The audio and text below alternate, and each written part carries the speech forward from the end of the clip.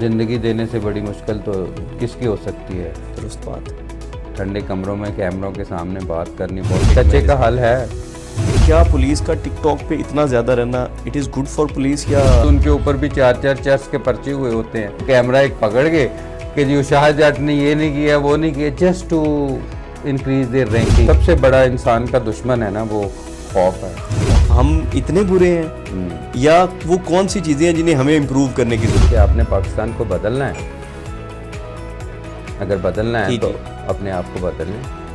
दरबारों वगैरह पे चला जाता था और उस चीज़ ने मुझे फिर कंस्ट्रक्ट किया। है?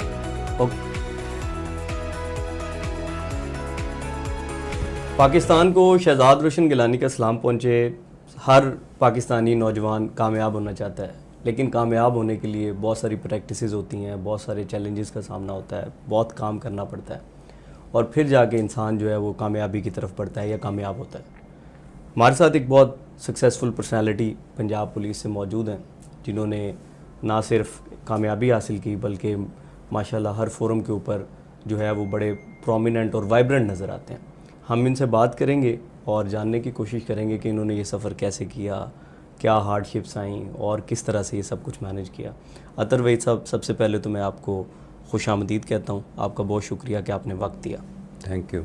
और आगाज़ करते हैं। मैं सबसे पहले ये जानना चाहूँगा कि आप माशाल्लाह पंजाब पुलिस में एज आ DIG सर्व कर रहे हैं, तो ये सफ़र कैसे आपने इस सफ़र का आगाज़ कैसे किया और पढ़ने लिखने का बहुत ज़्यादा शौक़ था या ये कैसे सफ़र आगाज़ किया? एक कोट है रविंद्रनाथ टैगोर की, शायर हैं इंडियन, ओके ओके। कि progress is always a chase, there is nothing like destination. कोई भी चीज़ मंजिल नहीं होती, हर चीज़ राह मंजिल होती है। तो एक सफ़र है और we are all going through this process of transformation, early childhood से लेकर आगे college life, university life and then फिर selection of the civil services. It was a thought out plan. Obstructions तो बहुत सारी आती हैं because I am from a middle class, सरकारी स्कूल से पढ़ा, टाटो वाले स्कूल से पढ़ा, लेकिन फिर HSN वालों को भी बीट किया बिकॉज विल थी, पैशन था। और अभी भी सिर्फ CSS करना इज़ नॉट ए टारगेट। जिस तरह मैंने कहा कि देयर इज़ नथिंग डेस्टिनेशन, तो उसके बाद फिर पढ़ने का मज़ीद शौक़ पैदा हुआ। फिर I went to LSE London school of economics से मास्टर्स किया, फिर पढ़ने चला गया, फिर अमेरिका चला गया, ह्यूबर्ट हम्फ्री फेलोशिप की। देन फिर मैंने PhD में इनरोलमेंट करवाई अपनी। और एक सब्जेक्ट है victimology, it's about the victims of crime, terrorism, और उसके ऊपर फिर मैंने 4 साल बल्कि 5 साल लग गया मुझे PhD कंप्लीट की 2018 में। तो सर्टेनिटी होनी चाहिए मेरे ख्याल में, एक्शंस में, थॉट्स में। Whatsoever you decide for yourself तो आप हासिल कर लेते हैं। सिर्फ उसमें सिर्फ विल होनी चाहिए और फोकस होना चाहिए। बिल्कुल ठीक है। वो पिछले दिनों एक पुलिस वाले हैं, उनकी एक वॉल के ऊपर मैंने एक चीज़ पढ़ी। वो कहते हैं अगर मौलवी और पुलिस वाले का पेट ना बड़ा होना तो इसका मतलब है उसने अपने प्रोफेशन के साथ लॉयल्टी नहीं की। तो आप बड़े फिटनेस फ्रीक हैं माशाल्लाह, आप अपने आप को बड़ा अच्छे से कैरी किया हुआ है। तो इस हवाले से आप क्या कहना चाहेंगे फ़िटनेस के ऊपर? आप माशाल्लाह साथ योगा भी करते हैं, प्रोफेशनल एक्टिविटीज़ अपनी जगह पे, लेकिन योगा को भी प्रोफेशनली करते हैं, तो इस हवाले से भी बताइएगा। ज़्यादातर एक्चुअली जो प्रॉब्लम मैं फेस कर रहा हूँ कि या ऑब्ज़र्व करता हूँ, वो हमारे जो फिज़िकल और मेंटल हेल्थ इश्यूज़ बहुत ज़्यादा सोसाइटी में बढ़ रहे हैं, ख़ास तौर पे यंगस्टर्स में बहुत ज़्यादा बढ़ रहे हैं ना। If you can't manage your self, how you can manage the others. Okay. The basic perspective मेरा इसमें ये है। और ख़ास तौर पे हमारे एक सीनियर ऑफिसर्स थे, तो हमारे एक ऑफिसर्स जो उनका पेट बहुत बड़ा था, तो उन्होंने कहा कि अपने पेट को नहीं अगर मैनेज कर सकते तो ज़िले को क्या मैनेज करोगे। ओके। तो ये एक पर्सनल चॉइसेस होती हैं। मेरे ख्याल में ज़्यादातर लोग आप देखें ज़िंदगी में मोटिवेट नहीं होते बहुत सारी चीज़ों के लिए, and they accuse the others कि जी उसने ये मेरे लिए नहीं किया। तो इसी तरह हम मुल्क के बारे में कहते हैं कि जी पाकिस्तान में ये मसले हैं। मैं अक्सर कहता हूँ कि आपने पाकिस्तान को बदलना है, अगर बदलना है तो अपने आप को बदल लें। बिल्कुल आप पाकिस्तान हैं, तो इसकी शुरुआत जो है आप अपनी पर्सनल वेलनेस से करें, क्योंकि सुस्ती से आपको निकलना पड़ेगा। Definitely I enjoy my journey. मैं साइकिलिंग भी करता हूँ, इस्लामाबाद में था 25 kilometres every day I go for cycle. Running 5 to 10 kilometres every day माशाल्लाह अभी भी कर लेता हूँ। फिर मैंने ये जिस तरह इस रिजीम में ज़्यादा आगे बढ़ा तो फिर I started learning yoga. Yoga की भी संस्कृत जो बुक्स थी पतंजलि ने लिखी 2500 ईयर्स अगो, पहली जो योगा सूत्रा के नाम से 196 सूत्राज हैं उसमें। और इसकी बेसिकली क्योंकि संस्कृत फाउंडेशंस हैं, उसके वर्ड्स भी ज़्यादा हैं, तो फिर पहले 2 साल मैं वैसे सीखता रहा हूँ। फिर मैंने इसकी सर्टिफिकेशन यूएस योगा अलायंस की अभी रिसेंटली की है 500 आवर्स की। तो that is for my self. और अगर मैं खुद हेल्दी हूँगा, खुद हैप्पी हूँगा, तो the people around me they are happy. और फिर इंसान एक ज़ाहिर है रोशनी की तरह होता है कि अगर आप रोशन ख्याल हैं, रोशन हैं, हेल्दी हैं, तो you give positive energy to other people. अगर आप ही ज़िंदगी में नेगेटिव थॉट्स में इन्वॉल्व हैं और स्कैटर्ड हैं, तो योगा एक चीज़ सिखाता है जिसको हम फोकस कहते हैं, इज़ बेसिकली फ्रॉम युज, union of your body and your mind. Okay. जो इसकी डेफिनेशन है, to the process to control the modifications of your mind. Okay. तो लोग अक्सर इसे एक्सरसाइज समझते हैं, कुछ लोग इसे जिमनास्टिक समझते हैं। It's not a gymnastic, it's not only exercise. इसके 8 लिम्स हैं, we call is ashtanga yoga. Okay. और एक लिम आसन्स है, जिसमें आसनास हैं, जिसमें पोस्चर्स हैं। 2200 पोस्चर्स हैं बैठने के, खड़े होने के, मुख्तलिफ एक्सरसाइजेस के। लेकिन जो सबसे इम्पॉर्टेंट इसका आस्पेक्ट्स है, जो ज़्यादातर लोगों को नहीं पता होता है, वो सिम्प्रतिहारा, फोकस, और फिर pranayama is breathing. Breathing, shallow breathing और yogic breathing are 2 different things. Yogic breathing is a deep breathing. 72,000 energy channels हैं इंसान के जिस्म में, और ज़्यादातर उसमें ऑक्सीजनेटेड नहीं होता प्रोसेस, कि आपके बहुत सारे हिस्सों में आपकी ऑक्सीजन ही नहीं जाती आपकी शैलो ब्रीदिंग की वजह से। फिर ये है कि आपकी अगर कोई ब्लड प्रेशर, कोई इस तरह की बीमारियां हैं, कोई चीज़ें हैं, वो डीप ब्रीदिंग से फिक्स होती हैं। उसके अंदर भी बहुत सारी वेरिएशंस हैं फिर ब्रीदिंग के। तो एक फुल फ्लेज एक सब्जेक्ट है जिसके आई थिंक पूरा प्रोग्राम उसमें किया जा सकता है। वही ना, मैं आपकी बात से ना, और योगा को दोनों को मिक्स करना शायद एक डिस्ट्रैक्टिंग होगा। एग्जैक्टली वो मैं यही जब आप बात कर रहे थे ना, तो डेफिनेटली देखने वाले और मैं खुद भी ये देख रहा हूँ कि आप इसके ऊपर इतनी डिटेल से बात कर रहे हैं, जैसे कि आपका सब्जेक्ट मेनली योगा हो।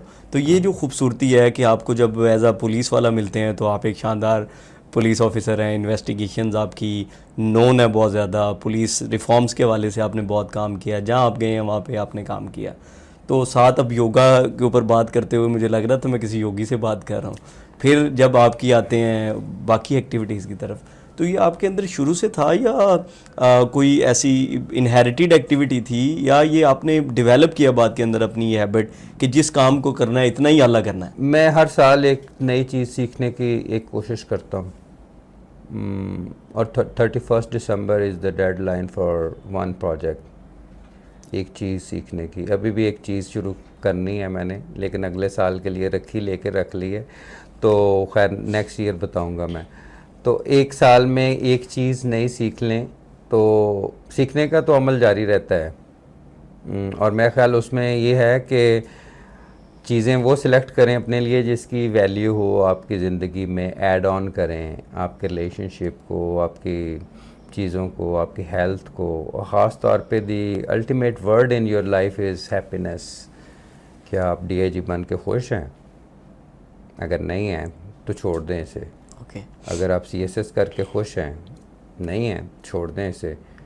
अगर आप रिच बन के खुश हैं, अगर नहीं हैं, तो फिर और कोई चीज़ तलाश करें अपने लिए। सबसे पहला आइडेंटिफाई करना तो वो है कि वो कौन सी चीज़ है जो आपको हैप्पी करती है।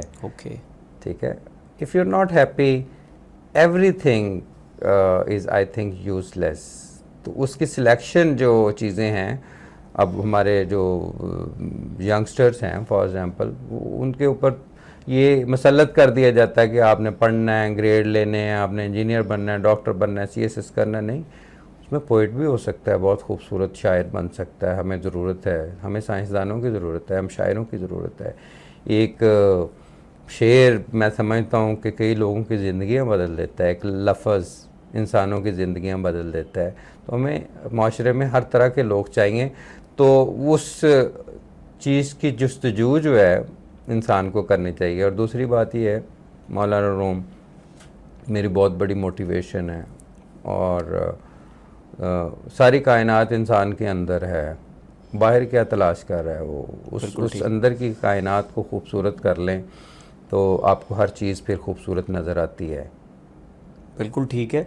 हम वैसे अक्सर जो पुलिस के अफराद हैं उनसे बात करके उनसे एक बात सुनने को मिलती है जब वो बहुत गुस्सा कर रहे होते हैं या कभी किसी को गाली भी दे रहे होते हैं। तो एक दफ़ा मैंने कुछ सारा सर्वे किया तो उनसे जो रिमार्क्स आए वो ये थे कि जो हमारे अफसर हमें गालियाँ देते हैं ना वो हम आपको देते हैं। हाँ, ऐसे है। तो आप माशाल्लाह आप डीआईजी हैं, ज़ाहिर बात एक अच्छे रैंक पे हैं। तो इस बात के ऊपर आपका क्या स्टैंड है? देखें, आप ये जैसा बंदा भी गालियाँ देता होगा? नहीं नहीं, सब कल्चर होता है, एक ओवरऑल कल्चर सोसाइटी का, फिर ऑर्गेनाइजेशंस का भी कॉल्स है सब कल्चर। ओके। बेसिकली जब डिज़ायर और रियलिटी दोनों फ़र्क होती है ना, तो that breeds frustration in the system.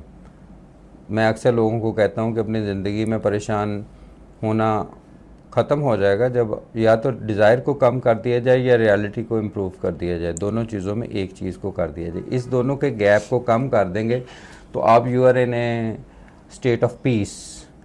बाकी ये है कि जी पाकिस्तान में ये है, अब क्राइम में फॉर एग्जांपल पुलिस से अक्सर क्वेश्चन करते हैं कि जी पाकिस्तान में, लाहौर में क्राइम बहुत ज़्यादा है। मैं उन्हें कहता हूँ कि आप रोड सेफ्टी इंडेक्स देखें, जहाँ पे सेफ्टी इंडेक्स है पूरी दुनिया में कंपेयर किए जाते हैं सिटीज़, और कहते हैं जी ट्रैफिक बड़ी ख़राब है। मैं क्या, आप पेरिस चले जाएं। मैं अभी 4 महीने पहले लंदन में था।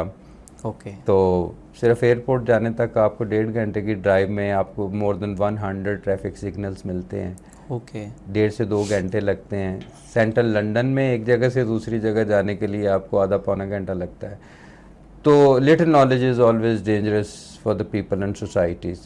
और आप अगर ड्रग्स की बात कर रहे हैं, पूरी दुनिया में ये है, बाज़ ने तो लीगलाइज भी कर दिया, लेकिन क्राइम कहते हैं कत्ल बहुत पाकिस्तान में होता है। मैं कहता हूँ आप इंटरनेशनल होमिसाइड रिपोर्ट पढ़ें। बिल्कुल ठीक। अमेरिकन कॉन्टिनेंट में सबसे ज़्यादा होमिसाइड रेट है, 100,000 के ऊपर काउंट किया जाता है। फिर अफ्रीका में है, फिर एशिया में है। पाकिस्तान में तो एशिया से भी जो एवरेज है उससे भी थोड़ा सा कम है। तो ये ज़्यादातर क्योंकि हमारे जो पर्सपेक्टिव है या नॉलेज है वो रिसर्च बेस्ड नहीं है। एग्जैक्टली। आपने मुझे बताया, मैंने आगे बता दिया। ये शऊर की बड़ी सतही एक लेवल ऑफ अंडरस्टैंडिंग है। आपने मुझे बताया, मैंने पूछा कि एविडेंस इसका क्या है। ये शऊर की दूसरी एक स्टेज है। एग्जैक्टली। कि ज़्यादातर क्योंकि हमारे यहाँ रिसर्च और इन चीज़ों को नहीं फोकस किया जाता, उसकी वजह से हमारी मिसपरसेप्शंस बहुत सारी हैं अबाउट आर सेल्फ, हमारे बारे में, हमारे मुल्क के बारे में, हमारे अदारों के बारे में इवन यू नो। तो इन चीज़ों को एड्रेस मेरे ख्याल में ज़्यादा नॉलेज से किया जा सकता है। और ख़ास तौर पे ये जो मीडियम यूज़ कर रहे हैं आप, जिस तरह ये प्रोग्राम कर रहे हैं, I can exemplify number of misconceptions even with in law enforcement agencies. कि व्हाट इज़ ह्यूमन ट्रैफिकिंग, बहुत सारे 99% even police officers they don't have an exact idea what is human trafficking, what is money laundering. Most of the police officers and law enforcement officers, they don't have a basic understanding about these concepts. तो knowledge जो है ना, that is extremely important for individual and societies. Knowledge और research, जैसे हम ज़्यादातर मजहबी बनने की या दिखने की कोशिश करते हैं ना, तो अगर हम मज़हब में भी देखते हैं तो नबी पाक सल्लल्लाहु अलैहि वसल्लम ने एक दफ़ा जंग की तैयारी कर ली किसी एक ख़बर के ऊपर, तो उस पर वही नाजिल हो गई कि तहकीक कर लिया करे बाकायदा तौर पे, चेक कर लिया करें। हालांकि वो तो सब तरह की चीज़ों से मुबर्रा है ना, वो ऐसा कोई स्टेप नहीं ले सकते, लेकिन फिर भी एक शख्स की इंफॉर्मेशन के ऊपर जो है वो एतमाद करते हुए जंग की तैयारी शुरू की थी। अभी individuals and societies, they are known by the level of the rationality they are holding. Exactly कि मंतक का मकाम उस माशरे में और इंसान की ज़िंदगी में कितना है। बिल्कुल ठीक बात है। अच्छा, और आपकी अब माशाल्लाह मुझे पता है, बाकी सबको भी पता है कि आपकी मिसेस सीटीओ लाहौर हैं। तो दो पुलिस वाले जब शादी होती है, या दो लॉयर्स की या दो जजेस की जब शादी होती है, सारा दिन सलूट बज रहे होते हैं, सबऑर्डिनेट्स आ रहे होते हैं, सख्ती हो रही है, डांट रहे हैं, सब कुछ चल रहा है लाइफ में। तो जब दो पुलिस वाले एज अ पार्टनर इकट्ठे होते हैं तो क्या सिनेरियो होता है, इस पे भी थोड़ी ज़रूर मेरी वाइफ ने सीएसएस मेरी शादी के 6 साल बाद किया। ओके। और उस वक़्त मेरा सेकंड चाइल्ड था, हमारा बेटा, और पैदा हुआ था। तो हमारी शादी दोनों की उस वक़्त नहीं हुई थी जब हम दोनों पुलिस में थे। Okay, right. तो मेरी एबटाबाद पोस्टिंग थी, तो उसके बाद इनका फिर एक ज़हन बना कि मैंने सीएसएस करना है और मैंने पुलिस में जाना है। तो मैंने कहा आपकी इट इज़ योर चॉइस और आई विल सपोर्ट इट, क्योंकि मैं समझता हूँ कि औरत के पास 3 हक़ ज़रूर होने चाहिए। हम वुमेन एम्पावरमेंट की जब बात करते हैं, एक है right to choose spouse. Okay. उसकी मर्ज़ी के ख़िलाफ़ शादी नहीं होनी चाहिए उसकी, number 1। Number 2, right to choose a profession. Okay. उसको जो काम करना चाहती है, प्रोफेशन करना चाहती है, वो भी कोई टीचिंग करना चाहती है, पुलिस ऑफिसर बनना चाहती है, ये भी ज़रूरी है। Third is very important thing कि जब तक औरतें पाकिस्तान में फाइनेंशियली एम्पावर नहीं होंगी, इंडिपेंडेंट नहीं होंगी, तो वो फिर they would be subjugated to exploitation by spouses, by the system. ये 3 चीज़ें मेरे ख्याल में हैं जिनको एड्रेस करने की ज़रूरत है। और मैं is a part of my personality and values, तो जब उन्होंने फिर सीएसएस किया तो उनकी पहली चॉइस ही पुलिस थी, मेरी भी पहली चॉइस थी खैर, but after 6 year of our marriage उन्होंने सीएसएस किया। तो बाकी ये जो सलूट, गाड़ी शाड़ी, ये शुरू में आपको अट्रैक्ट करती हैं। ओके। ओके। अब तो कोशिश होती है कि अकेले प्राइवेट गाड़ी में ड्राइव करके जाएं तो उसका ज़्यादा, क्योंकि ना वैसे यूजुअली हमारे यहाँ सोसाइटी है जिस तरह की, वो तो आपके प्रोटोकॉल और इन चीज़ों को देख के ज़्यादा फैसिनेशन हो रही होती है। व्हाट यू डू ये सेकंड फेज में आती है। और दूसरे जो पाकिस्तान में आपने देखा होगा कि आपने जैसे बात की एम्पावरमेंट की और फिर उनके स्ट्रॉन्ग हो जाने की ना, तो उसमें यहाँ पे तो ये देखा जाता है कि ख़वातीन को इस डर से वो एम्पावर नहीं होने देते कि वो बाद में सवाल करेगी या वो बहुत ज़्यादा चीज़ों में इन्वॉल्व हो जाएगी। तो ज़्यादातर तो ये फैक्टर देखने को मिलता है। तो आपने ये ब्रेव डिसीजन कैसे ले लिया? नहीं, अब तो मेरा ख्याल में चीज़ें बहुत बदल गई हैं। हाँ, we are leaders in police service, women leaders in technology, IT में, तो ज़माना बदल गया है। अब तो मेरा ख्याल कहते हैं ना कि वो अब तो खैर इस चीज़ पे डिस्कशन ही जेंडर के ऊपर इज़ आउटडेटेड है ना। नाउ वी आर कंसिडरिंग के मेन स्ट्रीमिंग में इवन जो जेंडर न्यूट्रल पर्सन्स हैं, ट्रांसजेंडर्स हैं, आपको पता पुलिस वो ने भी उसके पुलिस में ऊपर एग्जैक्टली और काम किया है। And it was my once my very disheartening thing for me कि यार इन लोगों को सिर्फ मजाक क्यों बनाया जाता है। एग्जैक्टली। और ये सिर्फ हंसने के लिए लोगों के लिए, are they for entertainment of the other peoples, they are not human beings, right. तो इसके ऊपर पहला सेटअप एसएन यूनुस साहब ने पिंडी में बनाया था, ट्रांसजेंडर्स की जो सर्विसेज रिलेटेड उनका एक सेंटर बनाया था। फिर आईजी साहब ने इसको रेप्लिकेट पूरे पंजाब में कर दिया।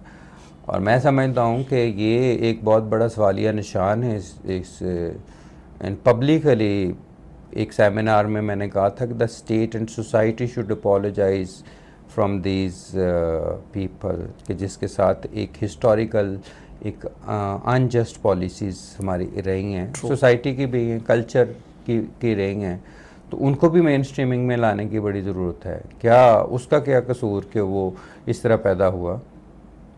क्या उसका कॉन्स्टिट्यूशनल राइट नहीं है एम्प्लॉयमेंट का?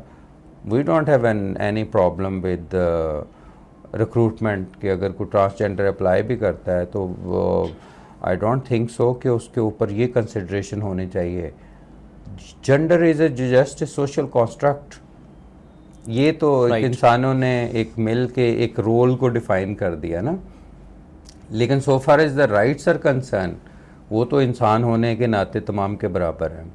एग्जैक्टली बिल्कुल। ये तो एक मजबूत और क्लियर इंसान को ये बात समझ आएगी ना, जिसके अंदर एक मजबूती है और जो ये समझता है। अदरवाइज तो डेफिनेटली किसी नामुकम्मल इंसान को, जो हमें नामुकम्मल नजर आ अगर समझ नहीं भी आती तो फिर स्टेट का रोल बनता है कि समझाने वो का। बिल्कुल ठीक। वो एम्पावर कर, रिमीडियल एक्शंस के ज़रिए वो एम्पावर करते हैं मार्जिनलाइज सेक्शन ऑफ सोसाइटी को। अच्छा ये बताइएगा कि पुलिस में कौन सी शख्सियात हैं जो आपकी फेवरेट हैं, कोलीग्स में, सीनियर्स में या जूनियर में? मुझे शख्सियात पसंद नहीं है, मुझे आइडियाज़ पसंद हैं। ओके, और ऐसी शख्सियात जिन्होंने आइडियाज़ पे काम किया हो, कुछ मुझे मौलाना नाम अगर रूम पूछा बहुत जाए? पसंद है। उनकी एक एक कोटेशन मुझे कह लें कि अफेक्ट करती है। तो डेप्थ है उसमें, एक एक आइडियाज़ में डेप्थ है। मौलाना रूम की रेड बुक भी कभी पढ़ लेता हूँ, लेकिन ज़्यादातर मैं उनकी कोटेशन जो उनकी पोइट्री से है ना, वो रिकॉल करता रहता हूँ, पढ़ता रहता हूँ। कि उनकी एक बड़ी अच्छी मुझे कोटेशन भी लगती है कि I am dust but I shine in your light. वाह, मैं तो ज़र्रा हूँ लेकिन तुम्हारी रोशनी में चमकता हूँ। ठीक है, शख्सियात ने मुझे को मुतासर करती हैं, क्योंकि न कोई भी देखें कंप्लीट नहीं होता एग्जैक्टली। और आइडलाइज़ करने की ज़रूरत भी नहीं होती। और मैं तो किसी को नहीं आइडलाइज़ करता, लेकिन ये है कि प्रिंसिपल्स, वैल्यूज़, लेकिन आइडियाज़ ज़्यादा अफेक्ट करते हैं। ओके, और अगर मैं आपसे ये पूछूं कि ज़िंदगी में कभी कोई ऐसा फेज़ आया हो जहाँ बंदे को लगता है ना कि एवरीथिंग इज़ डिस्ट्रॉयड, मायूसी का एक लेवल आ जाता है या लगता है चीज़ें रुकना शुरू हो गई, कोई ज़िंदगी में अगर ऐसा फेज़ आया तो वो ज़रूर बताएं, और अगर आ गया तो उसे ओवरकम कैसे किया ये भी ज़रूर बताएं। ये ज़िंदगी में बहुत सारे फेजेस आते हैं ये, लेकिन ज़्यादा तो आई थिंक ये एक सोच का पैरा होता है इंसान के, जो एक साए की तरह उसके सर में मंडलाना शुरू कर देता है कि अब स्टॉप है। There is nothing full stop. कोई भी चीज़ स्टॉप नहीं है। आपको एक रास्ता बंद होता है, खुल जाता है। मैंने बीच में मेरे गैप्स आए, जब बचपन में मैंने पढ़ाई FSC में छोड़ दी। आई डोंट नो वाई छोड़ी, पर मतलब एक फ़ेज़ आया, 2-3 साल मैं नहीं पढ़ा। ओके। और उस वक़्त लगा कि शायद अब कोई मुझे जॉब भी नहीं मिलेगी, I don't have any future. 2-3 साल फिर, लेकिन ये है कि वो फिर मैं थोड़ी सी सूफ़ीज़म और इस तरह की चीज़ों में मुझे इंटरेस्ट बचपन से था। सूफियाना शायरी से, इन चीज़ों से, दरबारों वगैरह पे चला जाता था, और उस चीज़ ने मुझे फिर कंस्ट्रक्ट किया। ओके, दरबारों पे मतलब जाने इस तरह की सोचों ने, सूफी कनेक्शन ने, सूफीज़म। अगर आप मुझे पूछें कि आपकी स्ट्रेंथ क्या है, तो मेरी स्ट्रेंथ जो आई थिंक वो सोच है जो वक्त के साथ साथ डेवलप हुई। 3-4 साल नहीं मैं पढ़ा। Okay. I left my studies, और उसके बाद फिर जब कंस्ट्रक्शन की फ़ेज़ आई तो मैंने ग्रेजुएशन वगैरह प्राइवेट करके फिर देन आई वेंट टू कायदे यूनिवर्सिटी। Okay, right. वहाँ पे फिर मैंने सोचा कि नहीं अभी करना है। तो अभी भी कुछ कहते हैं कि आपको अगर ये नौकरी से निकाल दें या गवर्नमेंट फैसला कर ले कि you are no more in police service, okay. तो मैंने कहा एक लम्हे की भी परेशानी नहीं आएगी, एक लम्हे की भी नहीं आएगी, और एक रास्ता बंद होगा दूसरा खुल जाएगा। ये जो सबसे बड़ा इंसान का दुश्मन है ना, वो खौफ है, डर है। The only thing that we have to fear is fear itself. ये एक कोट है, मुझे पसंद है, US अमेरिकन प्रेसिडेंट की किसी ज़माने में उसने कही थी, लेकिन उसकी डेप्थ है। जो इंसान रिस्क, नौकरी, किसी चीज़ के छिन जाने से जो डर है ना, वो आई थिंक कि आप अगर आपका यकीन है कि ये रब ने दी है। मुझे तो आपकी ये नहर के ऊपर जो वैगन चलती थी उसमें भी सीट नहीं हमें मिलती थी जब हम स्टूडेंट थे। ठीक है, तो फर्श पे भी लेट जाता था, मुझे अभी भी लेट जाता हूँ, मुझे I don't have any problem with it. ठीक है, और कई महीने मैं इस तरह किसी चीज़ की जुस्तजू में रहा हूँ। ठीक है ना। अब ये सारी चीज़ें अगर दुनियावी लिहाज से मुझे मिल भी गई हैं, ये 1 मिनट में चली भी जाएं, तो मुझे उससे कोई फ़र्क नहीं पड़ेगा, क्योंकि मेरी स्ट्रेंथ इनसाइड जो इंसान की मजबूती उसकी सोच से होती है। तो आई डोंट केयर कि रब ने अगर मुझे सिलेक्ट किया है तो कोई छीन सकता है ऐसे? I don't know. बिल्कुल नहीं, कोई भी नहीं छीन कल का तो हमें पता नहीं है कि कल क्या मैंने करना है, कि क्या आगे मुस्तकबिल के बारे में तो सोचता भी नहीं हूँ, पास्ट के बारे में भी नहीं सोचता। तो कहने की बात यह है कि ये सारी की सारी इंसान की सोच के इर्द गिर्द ये चीज़ें घूमती हैं। अच्छा अतर साहब, एक बात मैं ज़रूर पूछता हूँ प्रोग्राम्स में या इंटरव्यूज़ में, हमारी लाइफ में डेफिनेटली कुछ ऐसे हीरोज़ होते हैं जो बड़ा रोल प्ले करते हैं बनाने में, निखारने में, संवारने में, सपोर्ट भी होती है। तो मैं ये अक्सर पूछता हूँ, वालिदैन बहन भाइयों के अलावा कोई ऐसे 5 नाम ज़रूर बताएं। 5 नाम कम से कम ज़रूर बताएं, ज़्यादा भी बता सकते हैं आप, लेकिन कम से कम 5 नाम ज़रूर बताएं जिनका कंट्रीब्यूशन इस लेवल का है कि उन्हें ज़रूर याद किया जाना चाहिए। मेरी I have a first and last love with one person, वो अभी दुनिया में नहीं है। तो मेरा ख्याल है कि मुझे शायद किसी शख्स से इतनी ज़्यादा अकीदत मोहब्बत कभी नहीं हुई ना। तो शी वॉज माई ग्रैंड माँ, तो उनके साथ मेरा एक बहुत ज़्यादा बचपन गुजरा। और उसके बाद फिर she passed at the age of 99। Okay. 98 या 99 की एज थी। तो उनकी आंखें नहीं थी, तो उनके साथ मैंने अपना सारा बचपन फिर गुजरा। तो उनका जो मेरे ऊपर एक इन्फ्लुएंस है ना, वो बहुत ज़्यादा है। तो अभी भी मिस करता हूँ उनको मैं, खैर। तो उसके बाद तो मेरी वालदा भी हयात है माशाल्लाह, अच्छी सेहत है। उनके साथ मेरा ख्याल जो मेरा टाइम है उनके साथ जो गुजरता है, दैट इज़ माई एसेट। तो 2 तो ये हो गई थी। वाले साहब तो मेरे वफ़ात हो गई थी 2009 में, जब मैं एसपी था। तो इन 2 शख्सियात का मेरे ऊपर बहुत ज़्यादा इन्फ्लुएंस है, मेरी दादी का और मेरी माँ का। उसके अलावा शायद कोई ज़्यादा मेरे पे इन्फ्लुएंस पैदा नहीं कर सका अभी तक। शायद मेरे भाई का बहुत ज़्यादा रोल है मेरी पढ़ाई में, क्योंकि आई लेफ्ट माई स्टडीज़, एक ब्रेक था। बड़े भाई हैं मेरे, तो he is just my mentor. और तो उस वक़्त से लेकर अब तक उनकी एक बहुत बड़ी सपोर्ट रही है मेरे साथ। पहले मैं पढ़ता नहीं था, जब मैं पीएचडी करने गया हूँ ना, तो वो तो मेरे घर वालों ने कहा कि आप क्यों पढ़ी जा रहे हो, मेरे बल्कि वाले साहब ने कहा। अच्छा। जब मैं इंग्लैंड पढ़ने जा रहा था तो मैंने कहा पहले आप कहते थे कि पढ़ता नहीं हूँ, तो अब मैंने रुकना नहीं है।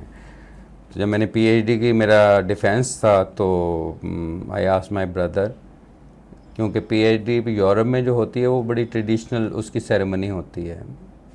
उसके you have to dress up in a particular way. फिर जब आप डिफेंस कर रहे होते हैं तो 2 लोग आपके पीछे खड़े होते हैं, is a part of ceremony है ना। 45 मिनट्स का डिफेंस होता है, 15 मिनट्स आंसर क्वेश्चन। तो I asked my brother to go with me to Holland, कि आपने मेरी सेरेमनी पे आना है। तीसरी जो शख्सियत है वो उनका मेरी ज़िंदगी के ऊपर बहुत ज़्यादा जो मैं एक्नॉलेज करता हूँ कि मुझे पढ़ाने में ख़ास तौर पे, और इस तरह से मेरा कोई भी फॉर्म ऐसा नहीं है जो मैंने फ़िल किया, वो उन्होंने फ़िल किया। और इस तरह हैं। लेकिन ज़्यादा मैं समझता हूँ कि इन 3 शख्सियात के अलावा मुझे जो स्ट्रेंथ मिली है वो उस प्रोसेस की वजह से मिली है जो मैंने वो वक़्त गुजारा। ओके। डायरेक्शनलेस होके, जो आपने जो पूछा तलाश कि में, तलाश अच्छा में, तलाश थी या जुस्तजू तलाश में। भी नहीं थी उस टाइम फ्रेम में? देखें, तलाश तो थी ना कि करना क्या है ज़िंदगी में, आगे बढ़ना कैसे है।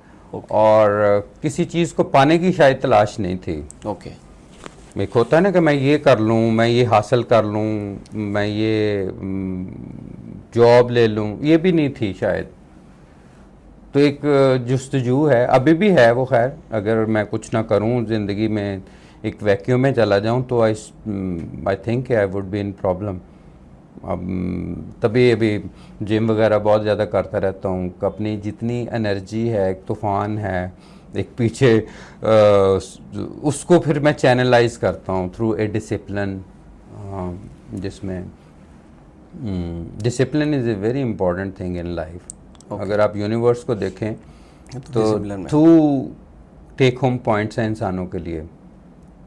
वन इज़ डिसिप्लिन, सूरज, चांद, सितारे, Everything is मौसम, disciplined. एक चीज़ डिसिप्लिन में।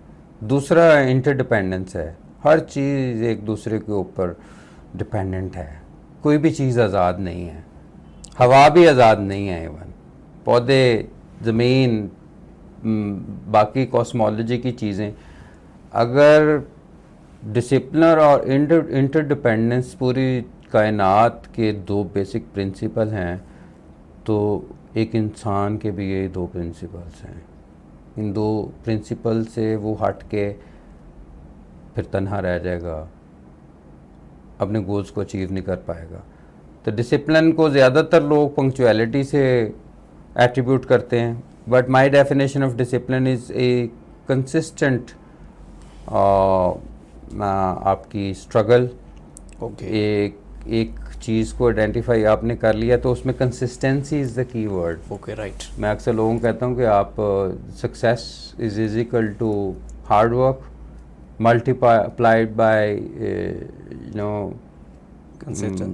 Luck divided by confusion.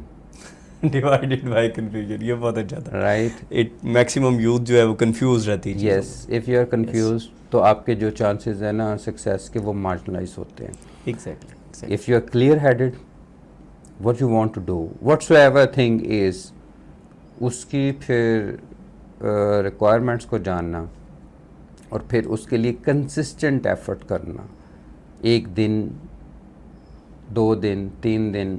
मैं अक्सर कहता हूँ कि if you want to make a habit, 1 दिन करें तो आप भागेंगे उसे। हाँ, तो फिर 1 हफ्ते के लिए वो चीज़ आप कर सकते हैं। 1 हफ्ता करें तो आप महीने की हैबिट बन जाएगी, 1 महीना करें साल की बन जाएगी, और 1 साल आपने रोज़ाना एक चीज़ की है तो that is your life habit, है ना। एग्जैक्टली, बिल्कुल ठीक। आपके साथ जब भी गुफ्तगू हुई है तो हमें पता है यकीनी तौर पे कि आप एक रीडर हैं और बड़े अच्छे रीडर हैं। ये बताएं, 5 किताबें बताएं जो आपकी बहुत फेवरेट हों और रेकमेंड करना चाहें सुनने वालों को। मेरे ख्याल में 2-3 चीज़ें, किताबें तो मुझे वैसे अच्छी लगती हैं, लेकिन यूजुअली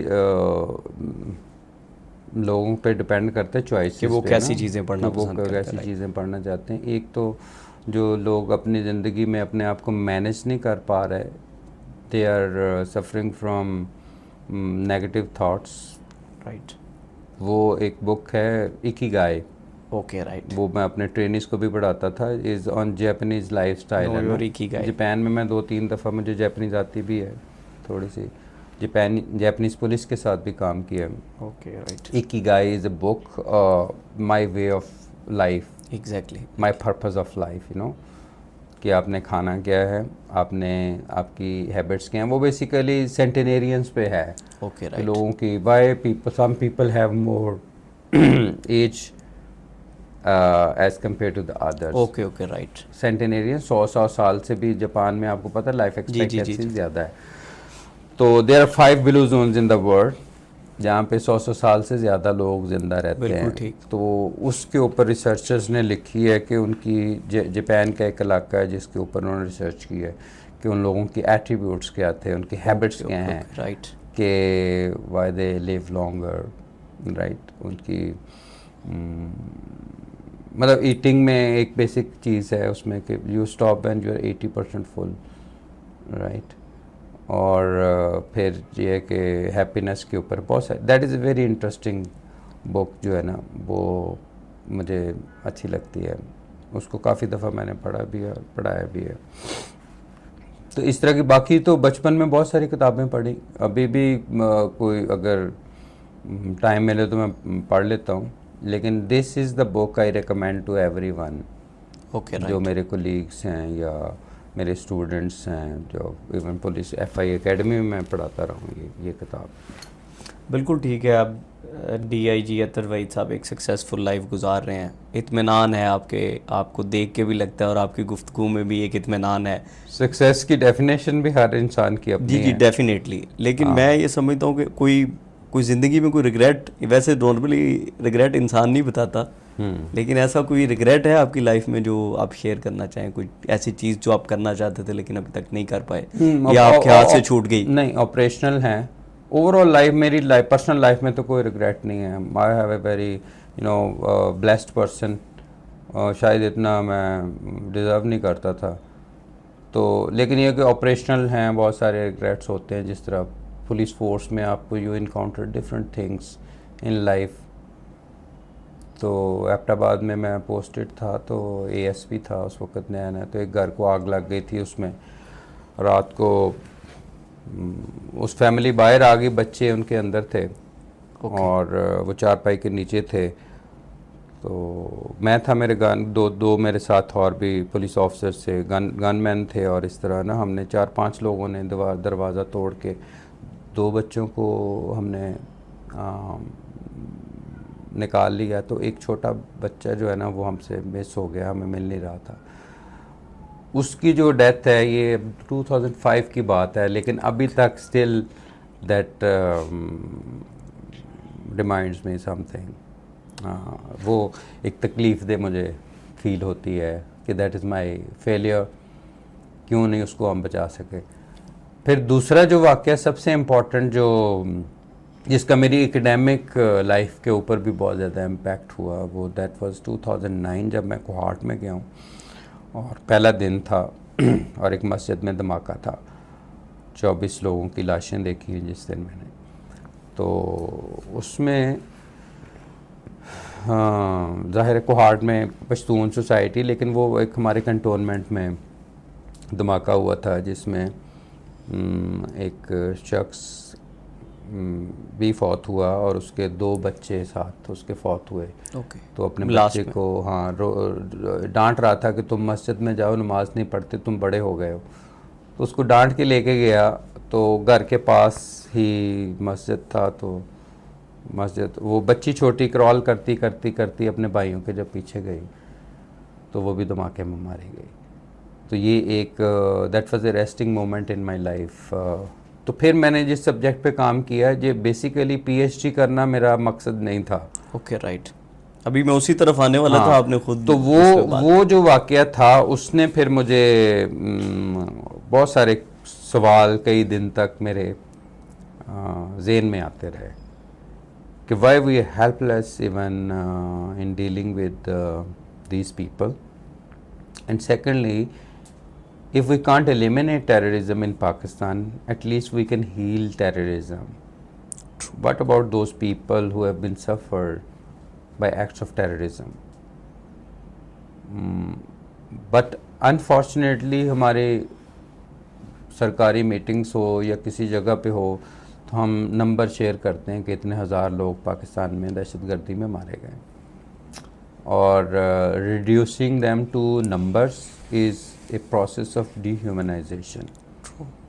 किसी इंसान को एक नंबर ट्रीट करना ठीक नहीं है, गलत है। तो उसके लिए फिर मैंने जापान एक कोर्स में गया था और बाद में फिर एक मेरे प्रोफेसर से मेरी मुलाकात हुई। तो हमारा इंस्टीट्यूट था इंटरनेशनल विक्टिमोलॉजी इंस्टीट्यूट। तो उस पे फिर मैंने सोचा कि इसके ऊपर रिसर्च की जाए कि पाकिस्तान में दहशतगर्दी से क्या क्या नुकसान हुए और इन लोगों की ज़िंदगियों के अंदर क्या चल रहा है अभी। तो उसके ऊपर फिर मेरी बुक भी है, विक्टिम सपोर्ट सर्विसेज के ऊपर फिर मैंने बुक लिखी, for the victims of terrorism in Pakistan. और मेरी पीएचडी भी इस सब्जेक्ट में पहली थी। ये एक सब्जेक्ट इंटायरली न्यू है पाकिस्तान में। We are trying to establish it, और अभी यूएनओडीसी के साथ भी कुछ मैं ट्रेनिंग करवाता हूँ विक्टिम्स ऑफ टेररिज्म पे भी, ह्यूमन ट्रैफिकिंग पे भी करवा रहे हैं। तो ये एक दूसरा वाक़या था जिसने मुझे काफ़ी हद तक इम्पैक्ट किया है, मेरे प्रोफेशन को भी और मेरी एकेडमिक चॉइसेस को भी। अच्छा, बिल्कुल। आपकी गुफ्तगू सुन के मुझे अंदाज़ा हो रहा था कि एक पुलिस में एक अच्छे रैंक पे काम करने वाला शख्स कितना सेंसिटिव हो सकता है इंसानियत को लेके। और कहीं ना कहीं फिर मेरे जहन में वो आवाज़ें, वो चीखें हैं जो कहीं ना कहीं पुलिस वाले ही किसी को मार रहे होते हैं या कुछ ऐसा काम कर रहे होते हैं। तो मेरे लिए दोनों डिफरेंट स्टोरीज़ हैं। तो आप जब पुलिस का इंटरेक्शन विद द पीपल इतना हार्ड देखते हैं बाज़ जगहों के ऊपर, तो वो कितना ज़रूरी है, ये भी इसके ऊपर भी थोड़ी सी ज़रूर बात कीजिए। मेरे ख्याल में देखें, कन्फ्यूशियस से किसी ने पूछा था कि Confucius, can you tell us the pillars of governance? Okay, right. तो कन्फ्यूशियस टोल्ड कि yes, there are 3 pillars of governance: enough food, enough weapons and public trust. Right. Then he was again asked to forego 1 or 2. He said कि forego enough food, enough weapons. The only thing required for the good governance is public trust. Right. आप माशरे के लिए खाना ख़त्म कर दें, protection के लिए असला ख़त्म कर दें, लेकिन एक ही चीज़ गवर्नेंस को इंश्योर करती है, वो पब्लिक ट्रस्ट है. अनफॉर्चुनेटली हमारी रियासत या हमारे जितने भी अदारे बशमूल पुलिस है, राइट। उसको अपने रोल आइडेंटिफाई करना और रिफ़ाइन करने की बहुत ज़्यादा ज़रूरत है. बिल्कुल ठीक। मैं जिस पुलिस यूनिट में अभी भी हूँ या पहले भी रहा हूँ, मोटरवे पुलिस में भी, मैंने कहा कि आपके ठीक है चोर डाकू आपने पकड़ने, दैट इज़ योर जॉब, लेकिन जो बेसिक आपका कोर फंक्शन है that is human service, right. और पुलिस का मेन फंक्शन क्या है? मेन फंक्शन पुलिस का रूल ऑफ लॉ को इंश्योर करना सोसाइटी में. राइट। रूल ऑफ लॉ क्या है? इक्वालिटी बिफोर लॉ है, ड्यू प्रोसेस ऑफ लॉ है, और फिर आप you the custodian of human fundamental rights. Right. तो प्रॉब्लम वहाँ पे स्टार्ट होती है जब आप कस्टोडियन के बजाय उसकी वायलेशन करते हैं ह्यूमन फंडामेंटल राइट्स के ना. मैं जिस एकेडमी में जिस जगह पे ट्रेनिंग करता हूँ, जिस अदारे में रहा हूँ, अभी पंजाब हाईवे पेट्रोल के रूल्स बनाए तो उसका पहला चैप्टर गाइडिंग प्रिंसिपल्स वो लिखे हैं, international human rights standards for law enforcement. Right. Police abuse की बात करें तो ये भी एक इंटरनेशनल फिनोमेना है. ओके। एक दिन जब मैं एसएसपी एडमन था तो मुझे सीसीपीओ साहब ने कहा कि यार ये डेथ हुई है पुलिस कस्टडी में, तो इसके ऊपर इंटरनेशनल डाटा क्या कहता है. तो मैंने फिर इसको डिग आउट करना शुरू किया. तो यूएस में सबसे ज़्यादा पुलिस कस्टोडियल डेथ्स होती हैं. ओके। इन थाउजेंड्स होती हैं, ठीक है. और इसी तरह बहुत सारी police by virtue of its functions police axes भी होती हैं. यूएस में तो मैंने खुद आई विटनेस हूँ बहुत ज़्यादा, मैंने खुद भी देखी हैं. कैलिफोर्निया हाईवे पुलिस के साथ भी था, उस वक्त भी मैंने ऑब्ज़र्व किया. और there was a coloured lady, और वो हाईवे के ऊपर आई और हाईवे के police officer started punching, you know. और that was a media news थी उस वक्त जब मैं उधर पढ़ रहा था. बल्कि कैलिफोर्निया हाईवे पुलिस के साथ ही था, उनकी एकेडमी गया हुआ था, तो रास्ते में ये वाक़या अगर आया हूँ तो चैनल्स पीछे चल रहा था, राइट. तो ये एक प्रोसेस है रिफाइनमेंट का. There is no quick fix to that कि आप बटन दबाएंगे पुलिस फरिश्तों जैसी नाजल हो जाएगी.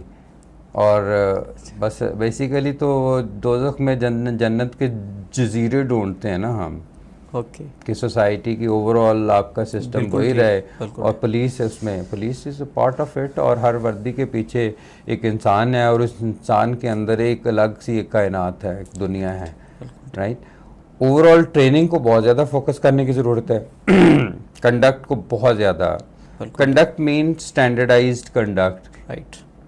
जिस तरह मोटरवे पुलिस में हम प्रैक्टिसेस करवाते थे कि जी आप ब्रीफिंग दें ट्रक ड्राइवर को, तो इसी तरह अरेस्ट की भी स्टैंडर्ड्स हैं, इंटेरोगेशन के भी स्टैंडर्ड्स हैं. तो जब हम स्टैंडर्ड्स के बगैर चल रहे होते हैं ना, तो उस वक्त फिर ये अब्यूज़ के केसेस आते हैं. एंड सेकेंडली अकाउंटेबिलिटी वो बहुत स्ट्रॉन्ग होनी चाहिए और एग्जाम्पलरी होनी चाहिए. मैं इस तरह सिस्टम में देखता हूँ कि बहुत सारे पुलिस ऑफिसर्स हैं जिनको पनिश भी किया जाता है, वो फिर रीइंस्टेट हो जाते हैं, फिर कोर्ट से रीइंस्टेटमेंट के अपने ऑर्डर्स ले आते हैं. तो देयर आर मल्टीपल लेयर्स है ना इसकी, वो है भी है, ड्यू प्रोसेस ऑफ लॉ में है. तो ये एक ऑनगोइंग प्रोसेस है जिसमें जो फाइनल रोल है मैं समझता हूँ वो लीडरशिप का है. बिल्कुल ठीक. मैं अक्सर कहता हूँ कि एक कांस्टेबल के खड़े होने के पता चलता है कि इसका कमांडर कौन है. Who is the SP. Okay, right. सिपाही के खड़े होने से उसके एसपी का अंदाज़ा लगाया जाता है. अगर सिपाही सही खड़ा नहीं है ना, अपनी ड्यूटी परफॉर्म नहीं कर रहा, तो उसका एसपी भी ऐसा ही है. बिल्कुल ठीक है। अच्छा सर ये बताएं, हम ये पाकिस्तान का जो इमेज है ओवरऑल दुनिया में ग्लोबली बहुत ज़्यादा ख़राब है।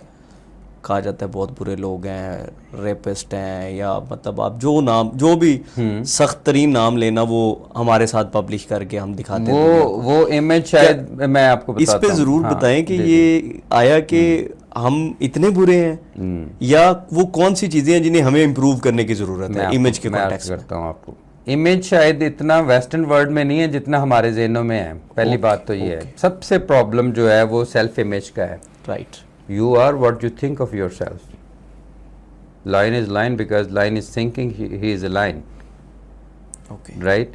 और हमारा सबसे बीइंग ए पाकिस्तानी, जो मैंने बाहर की दुनिया में 7-8 साल पढ़ता रहा हूँ अपनी सर्विस में, सबसे बड़ा प्रॉब्लम सेल्फ इमेज का है कि हम एक तो being a Pakistani defensive mode में आ जाते हैं। अच्छा। ठीक है ना। मैं एक कॉन्फ्रेंस में था, वहाँ पे कॉन्फ्रेंस नहीं थी एक बल्कि सेमिनार था, को more than 100 people were there, और उस पर ये डिस्कशन हुई चाइल्ड राइट्स की और हमारी और एक चाइल्ड अब्यूज़ की, चाइल्ड राइट्स की।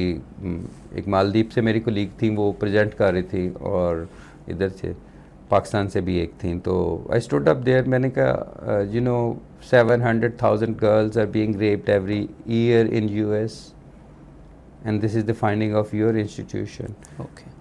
Read the 3rd chapter of the Between Hope and History written by Bill Clinton की किताब में 3rd chapter पढ़ें टीनेज प्रेगनेंसी के ऊपर। तो is it not a violation of child rights? बिल्कुल ठीक। मैंने जिस तरह पहले अर्ज की कि लिटिल नॉलेज इज समटाइम आपकी परसेप्शंस को वो ख़राब करता है। ठीक है। चाइल्ड राइट्स ले लें, क्राइम ले लें, टेररिज्म, इस पे हम डिफेंसिव होते हैं कि जी Pakistan terrorism. 87 countries of the world terrorism, not exception, is a political concept. Right. It is a political thing and that should be solved through a political process. पूरी दुनिया के लोगों की स्कॉलर्स की कंसेंसस है। राइट। एक वीक में 1700 books were written on terrorism. Okay. Right. तो आप ये देखें कि ज़्यादातर उसकी डेफिनेशंस के ऊपर किताबें लिखी गई। पाकिस्तानी एक दफ़ा सुप्रीम कोर्ट के यूएस सुप्रीम कोर्ट के एक जज आए हमारे पास उधर अमेरिका में, ह्यूमन राइट्स सेंटर में। तो he said you are from Pakistan. I said yes. Do you created Taliban? I said yes, we both created Taliban. Okay. You forget it, you created, we both created it, you know. So it is more or less is the political things उस वक्त जो international politics के scenarios थे। हमें why we should be defensive on things, you know. मैं तो America में एक साल different forums पे बात की, कभी I never into a defensive mode, you know. Nothing is good and bad in this world. Okay. Things are different. Things are different, right? Traffic jams are there in Frankfurt, traffic jams are there. Paris में जाएं आप, traffic, Lahore की traffic आपको बहुत अच्छी लगेगी वहाँ पे। लंदन में जाएं ख़ास तौर पे, या लंदन में जो रहते हैं लोग उनसे पूछें कि वहाँ पे ट्रैफिक मैनेजमेंट कैसी है और लाहौर में कैसी है। तो nothing is good and bad in this world. आप कहते हैं पाकिस्तान में प्रॉस्टिट्यूशन है, वहाँ उन्होंने तो शीशों में सजा के रखी हुई हैं। एम्स्टरडेम जाएँ आप, जो जर्मन में फ्रैंकफर्ट के स्टेशन से आप बाहर निकलते हैं तो you are come across girls in glasses, glass houses जो बनाए हुए हैं उसमें। तो ये ह्यूमन राइट्स की बातें हैं। ठीक है, ह्यूमन राइट्स की ये असल में बहुत सारी ऐसी चीज़ें होती हैं जिसे हम सुपर स्ट्रक्चर में लेके डिफेंसिव हो जाते हैं हम खुद। We are the best doctors, we have the best teachers, we have the best police officers even all over the world. अभी भी हमारे किसी आप कंपैरिजन कर लें, किसी यूएस के किसी बंदे से कंपैरिजन कर लें। मैं तो खैर इतनी ज़्यादा दुनिया में फिरा हूँ इनसे, मैं तो वो चिट्टी चमड़ी से कह लें कि मुतासर ही नहीं हुआ कभी। ठीक है ना। सोसाइटी की बात कर रहे हैं, we have still lot of good things in our society. हमारी माओं के हाथ चूमे जाते हैं, आंखों पे रखे जाते हैं। वहाँ पे आप फ्राइडे नाइट को आप जाएं, तो आप देखें कि ख़वातीन किस तरह स्टेशनों पे पड़ी होती हैं, शराब के नशे में उल्टियाँ कर रही होती हैं। आप पकैडली सर्कस चले जाएं, वहाँ की हम कहते हैं यहाँ की यूथ बड़ी ख़राब हो गई है। आप वो स्किन हेड को देखें जाके, वो किस तरह वो सड़कों पे तमाशे और पता नहीं क्या कुछ पुलिस को गालियाँ दे रहे होते हैं। ड्रग्स की बात कर रहे हैं आप, फ्रैंकफर्ट के साथ स्टेशन में जो आप देखें, you come across drug addicts in hundreds. Why we should be defensive being a Pakistani? We have still a beautiful country, we have still best people. ये प्रॉब्लम्स तो आते रहते हैं। अगर हिस्टोरिकली देखा जाए तो प्रॉब्लम्स की नेचर चेंज होती है, ठीक है ना। Problems are there for every society, exactly for every society, for every institutions and for every person. ये अगर हम कहें कि ये बिल्कुल ज़िंदगी से ख़त्म हो जाएंगे, और फिर दूसरी बात यह है कि हम डेवलपमेंट के नोशंस को वेस्टर्नाइज नोशन से क्यों हम उसी को क्यों डेवलपमेंट समझते हैं? बिल्कुल ठीक। प्लाजे सड़कें बनाने का डेवलपमेंट से क्या वही डेवलपमेंट है? तो उसकी कॉस्ट क्या है? दरख्त काट के आप प्लाजे बना देंगे, वो डेवलपमेंट है? इस्लामाबाद को अगर आप ख़राब करके आप 4 प्लाजे खड़े कर देंगे, डेवलपमेंट है? वो डेवलपमेंट नहीं है। एक ये भी तो प्रॉब्लम है ना कि हमारा जो नोशन है, जो मॉडर्निटी का नोशन है डेवलपमेंट का, वो हमने वेस्टर्नाइज ही समझते हैं। That is again A mistaken view point. हमारी अभी भी फैमिली सिस्टम्स हैं, बड़ों का अभी भी एहतराम है। बिल्कुल ठीक। कैलिफोर्निया में मैं रहा हूँ, मेंटली चैलेंज लोग बहुत ज़्यादा देखे मैंने। वहाँ पे जिस जगह मैं रहता था, वहाँ पे यूनिवर्सिटी से वापस आता था, तो वहाँ पे एक एनजीओ ने 5-6 ख़वातीन बूढ़ी औरतें रखी हुई थी, और उसकी वो सारी की सारी जो है ना करते थे फंडिंग, है ना। तो एक से मेरी दोस्ती हो गई। She was 87 years at that time. Okay, right. तो मैं अक्सर खाना अपना खुद ही बनाता था, तो मैं फिर शाम को उनके लिए भी ले जाता था, या इधर से कोई शॉल वगैरह लेके गया था। तो मैं कैन यू इमेजिन कि जब मैं वापस जा रहा था तो वो she was crying like anything. Okay. मुझे कहती मुझे पाकिस्तान ले जाओ। मैं कह, you heard about Pakistan, you know about Pakistan?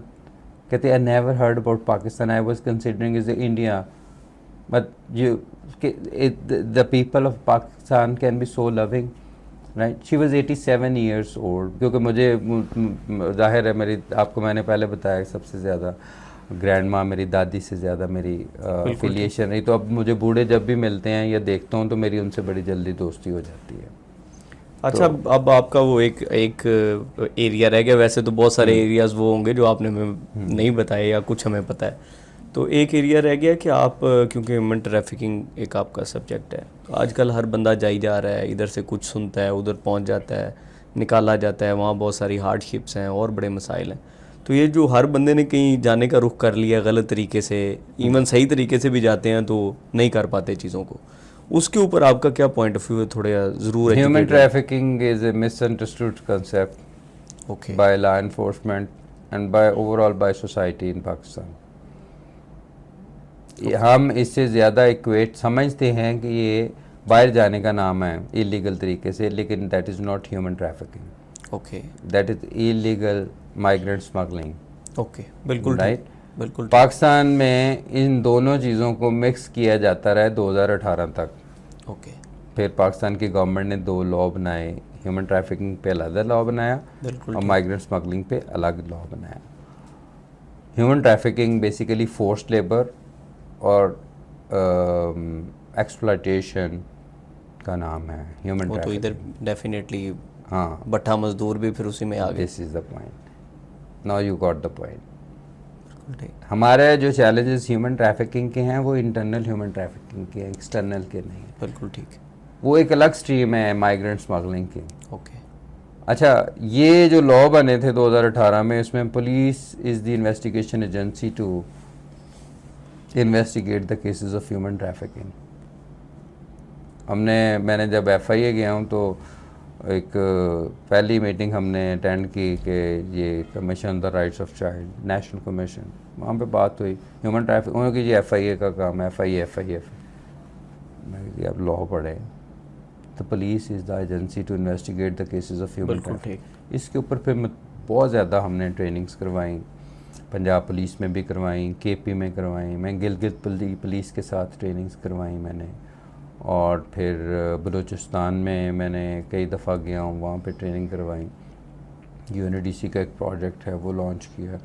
तो वो जो बाहर जाने वाली है ना, वो उसमें भी प्रॉब्लम बहुत सारे हैं, जिसमें पुश एंड पुल फैक्टर्स हैं। आप देखते हैं कि लोग मारे जाते हैं, एक्सप्लॉइट होते हैं। बिल्कुल ठीक। क्योंकि हमारा नॉलेज जो वेस्टर्न वर्ल्ड के बारे में है वो इंटरनेट बेस्ड ही है, और ख़ास तौर पे ये 2-3 आप किरदार देखते होंगे जो वो गोरियों शोरियों के साथ वो वीडियो बना ली 2-3 बड़े नोटोरियस करदा वो ओपिनियन मेकर हैं, ठीक है ना। वो दूसरे सारे इधर जो बैठे हुए हैं वो फिर कहते हैं कि यार ये तो जन्नत वाली सिचुएशन उधर ही है, तो उधर जाते हैं, फिर अपनी ज़िंदगी पे खेल के जाते हैं, फिर ज़िंदगी खो देते हैं, हार जाते हैं। वहाँ पे होमलेसनेस जितनी वेस्टर्न वर्ल्ड में है, अगर कंपेयर पाकिस्तान से किया जाए तो पाकिस्तान में तो हर इंसान का घर है, सोने के लिए है। कुछ लोग हैं जो ये दरबारों वगैरह पे मैंने देखे हैं, अदरवाइज तो वहाँ पे होमलेसनेस उनका भी लंगर लगा हुआ है खाना तो मिल रहा है उनको, रेट जगह भी मिली है। मैं जब स्टूडेंट था यूएस में ना, मेरा ख्याल है कि मैंने 100 के हिसाब से लोगों को खाना खिलाया होगा। जब भी बाहर लेके निकलता था, जब भी कोई चीज़, तो आगे एक शख्स या एक औरत खड़ी होती थी। कैलिफोर्निया में तो मैंने बहुत ज़्यादा देखा, तो उसमें $4-5 का बर्गर शर्गर आता था, कभी लेके दे देते थे। तो यहाँ पे ऐसी सिचुएशंस मैंने नहीं देखी कि होमलेसनेस फॉर एवर। पार्क में वहाँ यहाँ पे तो सो जाते हैं लोग, वहाँ पे पुलिस पार्क में भी नहीं सोने देती। ओके, ठीक है ना। तो ये व्यू पॉइंट अगर आपको रियलिटी यहाँ पे को बता दे कि भाई उधर दूध की नहरें नहीं हैं, मेहनत करो, इधर भी करोगे तो इधर हर तरह का बिजनेस चलता है, और बल्कि उसमें तो टैक्स भी नहीं है। जापान में 40%, बाहर वेस्टर्न वर्ल्ड में तो 40% तो गवर्नमेंट ले जाती है टैक्स। लेकिन उधर एक एतमाद है ना कि वो 40% लेके वापस कर देते हैं, या एक बात ये कंस्ट्रेंट तो है। सिर्फ परसेप्शन का फ़र्क है ना। जिस तरह क्राइम के बारे में हमारी परसेप्शन है, टेररिज्म के बारे में हमारी परसेप्शन बनी हुई है, अपने बारे में परसेप्शन पहले करेक्ट करें ना, कि मैं कर सकता हूँ, हाँ मैं कर सकता हूँ। ये सबसे पहले तो ये परसेप्शन है, ठीक है ना। तो अदरवाइज़ तो आप देखें वहाँ पे ठीक है कि आपको गवर्नमेंट फैसिलिटेट ज़्यादा करती है, थिंग्स आर वेरी ट्रांसपेरेंट। तो यहाँ पे किसने करने हैं, वो ऊपर से उतरेंगे लोग ही हैं। सही। हाँ, तो जिन्होंने करने हैं वो जाके उधर जाके पेट्रोल पंप पे काम कर सकते हैं, इधर जाके जहाँ पे इज्जत की नौकरी और इधर कारोबार नहीं कर सकते। किसने करने हैं? पाकिस्तान से ही करना है। बिल्कुल सही। आपने भी करना है ना, ऐसे ही ऐसे। तो अपने आप को कर लें, अपने आप को सही करेंगे, पाकिस्तान सही हो जाएगा। हम किस गवर्नमेंट ये करे, गवर्नमेंट ये करे, बच्चे आप पैदा करी जा रहे हैं, गवर्नमेंट ये कर दे, नौकरियां नहीं। आप स्किल सिखाएं बच्चों को। मैं तो अपने बच्चों को भी, अपने बेटे को भी कहा, टाइपिंग आती है, नहीं आती तो तुम्हारे स्कूल का कोई फ़ायदा नहीं है। काम सीखो, कोई हुनर सीखो। वो सिर्फ़ और सिर्फ एब्स्ट्रैक्ट किस्म की तालीम का फ़ायदा नहीं, उसमें बहुत ज़्यादा काम करने की ज़रूरत है। फिर ये एक नया ट्रेंड है कि जिस इंग्लिश स्कूल से पढ़ लें तो आप कामयाब हो जाएंगे। भाई मैं जिस स्कूल से पढ़ा हूँ उसमें टाट थे, अभी तक मुझे याद है, उसमें गटरों के इतने बड़े बड़े पाइप होते थे, और जब हमें छुट्टी होती थी तो हमारी ड्यूटी लगा देते थे कि आपने एक पाइप इधर से स्कूल से बाहर निकालने हैं। मैं उस स्कूल से हूँ। बिल्कुल ठीक। तो वो अब्दुल सलाम, बड़े बड़े लोग जितने भी हैं डेफिनेटली वो इसी तरह के कदीर बैकग्राउंड खान, ये कहाँ से आए हैं सारे? अभी भी पाकिस्तान आर्मी में, पाकिस्तान पुलिस में इवन जनरल्स देखें। मैं एक दफ़ा सवात में था, तो I still recall the speech bye जो हमारे थे उधर मेजर जनरल थे, सवात में मेजर जनरल बैठते थे, ठीक है। तो वो उन्होंने उस वक़्त एक स्कूल में हम गए, तो उन्होंने स्पीच की, तो उन्होंने कहा कि आपको पता है कि मेरे अभी भी स्कूल में गांव में बिजली नहीं आती 8-8 घंटे। ओके, ठीक है। तो हम सारे के सारे उन्हीं गली महल्लों से खेल के, हम सारे वही हैं जिन्हें वैगन में जगह भी नहीं मिलती थी। साइकिल पंक्चर हो जाते थे, हम सारे वही हैं। तो अब इन पोजीशंस पे आके, इसलिए मैं कहता हूँ कि उसको अपने कनेक्शंस को, अपने रूट्स को बोलना नहीं चाहिए। और there is nothing a problem, आप कुछ भी मसला नहीं है यहाँ पे, आप हार्ड वर्क करें, आपको सारा कुछ मिल जाएगा। अल्लाह ताला ने कहा कि जिसने जितनी जुस्तजू की उतना, ये नहीं है कि आप वीज़ा लगा के बाहर चले जाएंगे और फिर रास्ते में कश्ती डूब जाएगी और आपके माँ इधर रोती रहेगी। बाहर क्या है, वो होमलेसनेस तो उधर ही पहले ज़्यादा है, उधर तो है ना। तो ये एक जो ग्लैमर की दुनिया हमें दिखाई जाती है ना मीडिया में, फ़र्क तो थोड़ा सा है डेफिनेट। वो फ़र्क आप इधर पैदा कर लें, इधर फैसिलिटी दे दें।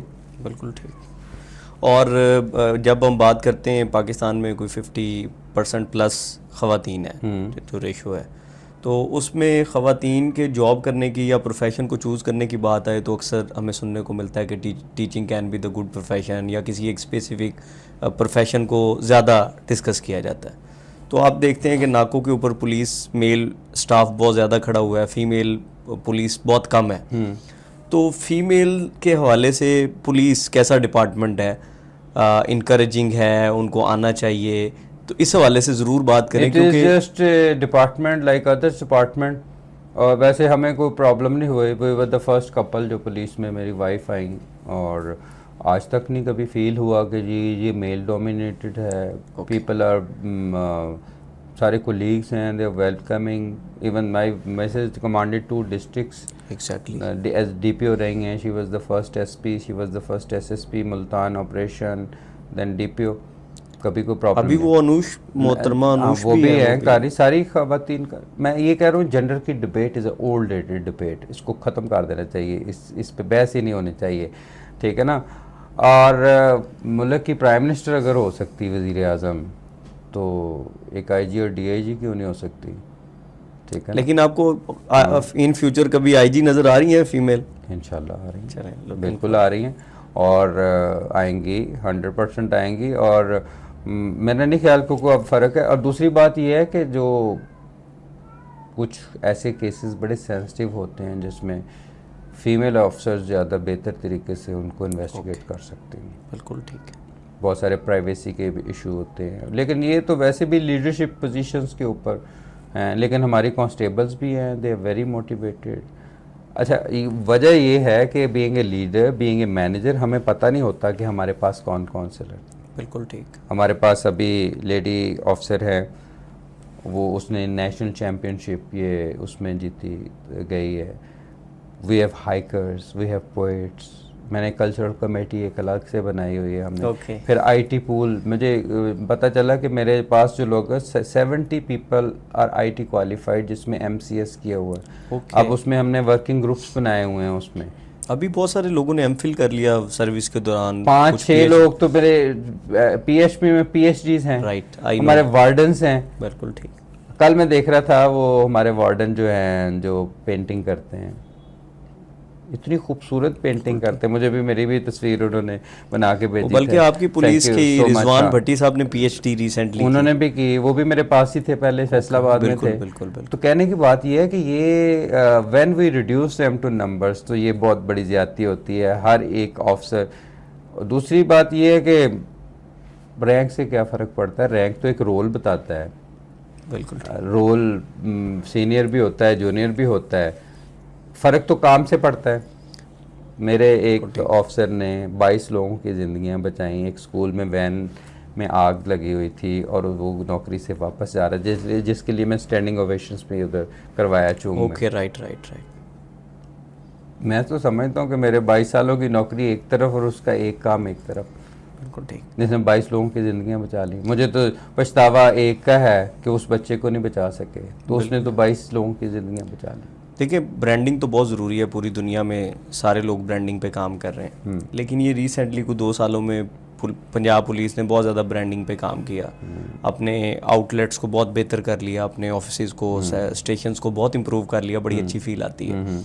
लेकिन क्या पुलिस का टिकटॉक पे इतना ज़्यादा रहना it is good for police, या इस पे ज़रूर थोड़ा इस पे मेरा पॉइंट ऑफ व्यू ये है कि in public sector we forget the element of marketing और इन चीज़ों को ना हम भूल जाते हैं। प्राइवेट सेक्टर में तो 50% वो इन्वेस्टमेंट मार्केटिंग पे करते हैं, 50% वो कंटेंट प्रोडक्शन और उस प्रोडक्ट को तैयार करने में करते हैं। ठीक है ना। मेरे पॉइंट ऑफ व्यू से हम सिटीजन्स को एज ए कस्टमर ही डील करना चाहिए। राइट। मैं अपने लोगों को बताता हूँ बिल्कुल कि the communication on phone is extremely important. आप मोबाइलिंग में किसी भी कंपनी में कॉल करते हैं तो आगे से वो कहता है कि सर अस्सलाम वालेकुम सर, मैं आतिफ बात कर रहा हूँ, आपकी how I can help you. तो आप थाने फ़ोन कर लें तो वो फिर आगे से कैसा उसका रिस्पॉन्स होगा, ये मैं एग्जाम्पलीफाई उनको करता हूँ। सही बात, सही बात, ऐसे ही कह। मोबाइलिंग वालों ने तो पैसे लेने हैं, हमने सर्विसेज देनी है। बिल्कुल ठीक। अब सर्विसेज देने के लिए ज़रूरी है मार्केटिंग करना। ठीक है ना, so that the people should know कि व्हाट दे आर डूइंग।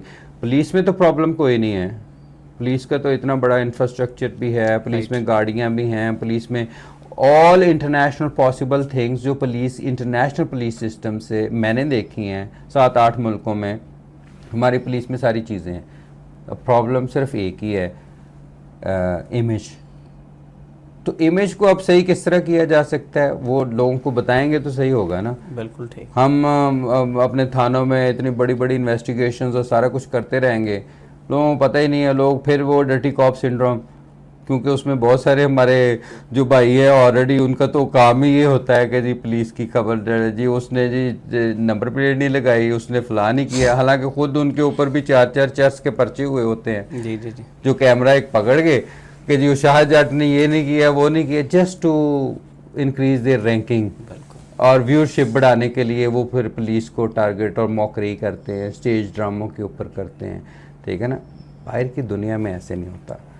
बाहर की दुनिया में एक स्कूल में फायरिंग होती है, एक बच्चा काफ़ी लोगों का कत्ल कर देता है और अमेरिकन प्रेसिडेंट जाता है तो ये कहता है कि I stand by my police. हमारे कच्चे में अभी लोगों की शादियाँ हुई, ये मैं रहा हूँ, लेकिन वो कच्चे वाले भी टिकटॉक पे आ गए हैं वो मुकाबले में। वो तो चले वो आ गए हैं, लेकिन बात यह है कि वो मैं उस इलाके में रहा हूँ, मैं डिस्ट्रिक्ट पुलिस ऑफिसर रहा हूँ 2018 में। मैंने स्वात वाला एरिया भी सारा सर्व किया, दीर में भी रहा हूँ मैं। ठीक है ना। पुलिस जिन हालात में काम करती है और केपी पुलिस में डेली शातें हो रही हैं, देखें ना। यानी मुश्किलात तो हैं, बिल्कुल कुर्बानियाँ भी हैं। ज़िंदगी देने से बड़ी मुश्किल तो किसकी हो सकती है। दुरुस्त बात। ठंडे कमरों में कैमरों के सामने बात करनी बहुत आसान है, पुलिस का मजाक करना तो बहुत आसान है, लेकिन रात के 2 बजे 2:30 बजे दरिया सिंध के किनारे पे खड़ा होना मुश्किल है, गोलियों को सामना करना मुश्किल है। मेरी एक पोस्ट पे अटैक हुआ, 25 दहशतगर्दों ने हमला किया। ओके। सारी रात हमारे पोस्ट के जवान लड़ते रहे, उसमें एक हमारा भाई शहीद हुआ। आप उसकी फैमिली से तो पूछें जाके, जो कहते हैं कि पुलिस वाले ये करते हैं वो करते हैं। ये कच्चे में जो अभी शादियाँ हुई हैं उनकी फैमिलीज़ के जाके इंटरव्यू किसी ने किए हैं, मुझे बताया कि मीडिया ने ये किए हैं इंटरव्यू। माँ से पूछा कि अब कैसे ज़िंदगी गुजरती है बेटे के बगैर, बीवी से पूछा, उस शहीद के बच्चे से पूछा कि तुम्हें क्या वालिद की याद आती कि नहीं आती है। फ़ौज ने कितनी कुर्बानी है वज़ीरिस्तान में, इधर उधर कितने हमारे लॉसेस हुए हैं, उनकी फैमिली से जाके इंटरव्यू करें ना। पुलिस ने ये कर दिया, पुलिस ने वो कर दिया, पुलिस ने ये कर दिया। असल में ये है कि पुलिस, मैंने जिस तरह पहले बताया कि आप दोज़ख में जन्नत के जज़ीरे ढूंढ रहे हैं, पाकिस्तान ऐसे ही रहे, फरिश्तों की एक फ़ौज नाजल हो जिन्होंने पुलिस की वर्दियाँ पहनी हुई हों। ठीक है ना। सही बात। तो ये मुमकिन नहीं है, ऐसे लोगों में से ही पुलिस है, लोगों में से है, लेकिन उनकी अकाउंटेबिलिटी होनी चाहिए। लेकिन एट द सेम टाइम मैं समझता हूँ कि ख़ास तौर पे उन कुर्बानियों को जो पुलिस ने दी हैं, फ़ौज ने दी हैं, उन शुहदा की फैमिली हर्ट्स होती हैं, मतलब इन बातों से हर्ट होती हैं वो, उनके दिल दुखते हैं कि जब पुलिस का मजाक उड़ाया जाता है पब्लिकली। ठीक है ना। हाँ, मतलब जो गलत काम करते हैं उनको हाईलाइट ज़रूर करना चाहिए, ठीक है ना। लेकिन अब तमस्खर और वो उससे फिर हम नहीं, भी नहीं, definitely एक वो तो। फील करते हैं कि यार ये अब हमने 25-30 साल एक महकमे को दे दिए, दिन रात कई कई रातें सोए बगैर भी गुजार दी मुजरमों के पीछे, जंगलों में, पहाड़ों में। तो ये कच्चे में मैं रहा हूँ। अक्सर लोग पूछते थे उस वक़्त भी कि इसका क्या हल है, तो मैं कहता हूँ इसका बड़ा हल है मेरे पास। ओके, आजकल तो कच्चा नहीं, लाइमलाइट में कच्चे का हल है, कच्चे को आप पक्का कर दें, ये हल है। आप रहीमिया खान में और राजनपुर में डेवलपमेंट का डिफरेंस तो देखें आप। उधर जाने के लिए आपको सड़क ढूंढनी पड़ती है और इधर इमारत, इधर ज़मीनें भी महंगी, फसलें भी अच्छी, उधर इधर स्कूल दर स्कूल, मेडिकल कॉलेज भी, और उधर एक स्कूल भी नहीं। एक पुलिस ने स्कूल बनाया था कई साल पहले, हमारे एक पुलिस ऑफिसर ने, उस स्कूल का भी मैंने विज़िट किया। एक चौकी में चल रहा है जहाँ पे पुलिस ऑफिसर इस इलाके के बच्चों को पढ़ाते हैं। कच्चे का हल अगर चंद डाकू मारने से होगा, मैं नहीं समझता वो होगा। बिल्कुल ठीक। कच्चे का एक ही हल है, उसे पक्का कर दिया जाए, वहाँ पे डेवलपमेंट लाई जाए। और दूसरी बात ये है कि उनकी जो फैमिलीज़ हैं, या मैं भी उधर डिस्ट्रिक्ट पुलिस ऑफिसर गया हूँ, तो अगर पुलिस के पास कोई भी उनके ख़ानदान के फ़र्द थे, मैंने सारे रिहा कर दिए थे। अच्छा, criminal liability is a personal liability. Okay, एक बंदे ने अगर जुर्म किया है तो उसको उसकी सज़ा उसी को मिलनी चाहिए। बिल्कुल ठीक। ठीक है ना, उसकी फैमिली को नहीं मिलनी चाहिए। आप अगर पुलिस के एक्शन उनकी फैमिलीज़ और उनकी इस तरह की चीज़ों पे होंगे तो वो एक मज़ीद डाकू पैदा करने वाली बात है। तो development is answer to that, education is answer to that. ये ऑपरेशन देखें कई सालों पहले भी होते रहे हैं, बड़े बड़े पुलिस ऑफिसर्स आए भी चले गए, लेकिन प्रॉब्लम इज़ देयर। वहाँ पे डेवलपमेंट की, रोड्स की ज़रूरत है, डेवलपमेंट की ज़रूरत है। वहाँ पे को फाइनेंशियल इस तरह की प्रोसेसेस डेवलप किए जा सकते हैं। वहाँ की औरतों के लिए कोई इस तरह का कोई किया जा। सबसे बड़ा चेक तो घर की ख़वातीन का होता है, माँ का सबसे बड़ा होता है।